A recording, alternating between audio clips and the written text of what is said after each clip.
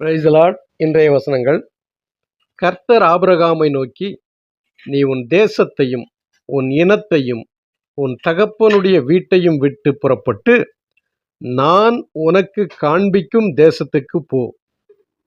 நான் உன்னை பெரிய ஜாதியாக்கி உன்னை ஆசீர்வதித்து உன் பேரை பெருமைப்படுத்துவேன்.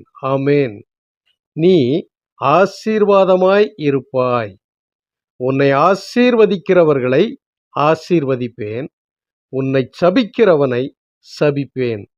பூமியிலுள்ள வம்சங்களெல்லாம் உனக்குள் ஆசீர்வதிக்கப்படும் என்றார். ஆமேன். ஆதியாகமம் 12, 1, 2, 3.